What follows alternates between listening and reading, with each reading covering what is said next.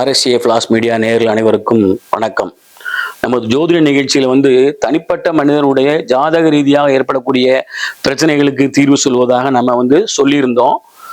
ஒரு நண்பர் கன்னியாகுமரி மாவட்டத்தில் இருந்து கேட்டிருக்கிறாரு. அதாவது 2026 தேமுதிக கட்சியினுடைய நிலைப்பாடு எப்படி இருக்கும் தேர்தல் சமயத்தில் அப்படிங்கிற மாதிரி கேட்டிருக்கிறாரு. இப்போ நம்ம எந்த கட்சியை சார்ந்தோ மற்றபடி ஒரு அரசியல் சார்ந்த நிகழ்ச்சியாகவே நம்ம சொல்லலை. இருந்தாலும் அவர் கேட்டிருக்கிறதுனால நம்ம ஒரு சில கருத்துக்களை சொல்ல விரும்புகிறோம். தேமுதிக கட்சி என்பது மறைந்த தலைவர் கேப்டன் அவர்களால் தொடங்கப்பட்ட ஒரு கட்சி. கேப்டன் அவர்களை பற்றி சொல்லணும்னா நம்ம நிறைய சொல்லிக்கிட்டே போகலாம். கேப்டன் அவர்கள் திரையுலகத்துக்கு வர்றதுக்கு முன்னாடியுமே அனைத்து மக்களுக்கும் தன்னால் இயன்ற உதவியை தனிப்பட்ட முறையிலே நிறைய செய்து கொண்டிருந்தார்.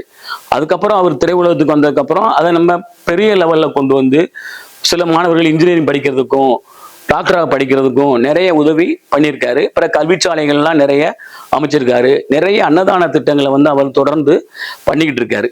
அது மாத்திரம் இல்லாமல் எழுத்து அறிவித்தவன் இறைவன் அப்படின்னு நம்ம சொல்லுவோம். அதனால கேப்டனை பொறுத்த வரைக்கும் அவர் ஒரு தெய்வமாக இருந்து நம்மளை வழிநடத்திக்கிட்டு இருக்காரு. இப்போ கேப்டனுடைய கோயிலில் போய் சென்னையில் நீங்கள் பார்த்தீங்க அப்படின்னு சொன்னால் ஜாதி மத இன வேறுபாடு இல்லாத அனைத்து மக்களும் அங்கே வழிபாடு பண்ணுறாங்க. அங்கே ஒரு நல்ல வைப்ரேஷன் இருக்கிறதாக போயிட்டு வந்தவங்க சொல்கிறாங்க.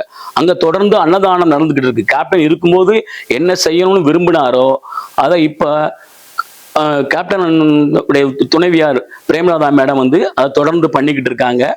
அதுக்கப்புறம் அவங்க அந்த கட்சியை மிகவும் திறம்பட நல்ல முறையிலே கொண்டு போய்கிட்டு இருக்காங்க. அதாவது ஜெயலலிதா அம்மையார் அவர்களுக்கு அப்புறம் சிறந்த பெண் தலைவியா இவங்க விளங்குறாங்க. அனைத்து தொண்டர்களையுமே ஒரு ஒன்றுபடுத்தி ஒரு நிலைக்கு கொண்டு நல்ல ஒரு சிறந்த முறையில் வழிநடத்தி கொண்டு போய்கிட்டு இருக்காங்க. இவங்களுடைய கட்சி மிகவும் சிறந்த முறையில் இப்போது வளர்ந்து கொண்டிருக்கிறது. எனவே இந்த நிலைமை தொடர்ந்து வளர்ந்து கொண்டு சூழ்நிலையை வழிநடத்தி சென்று கொண்டிருந்தால் வரக்கூடிய 2026 வரக்கூடிய சட்டமன்ற தேர்தலில் பார்த்தீங்கன்னா ஓரளவுக்கு பெரும்பான்மையான வெற்றி கிடைக்கிறதுக்கான வாய்ப்புகள் இருக்கும் என எதிர்பார்க்கலாம். அதோட கேப்டனுடைய ஆசீர்வாதம் இருந்து அந்த வெற்றி வாய்ப்பை ஏற்படுத்தி கொடுக்கும் என்று கூறி நன்றி பெறுகிறேன்.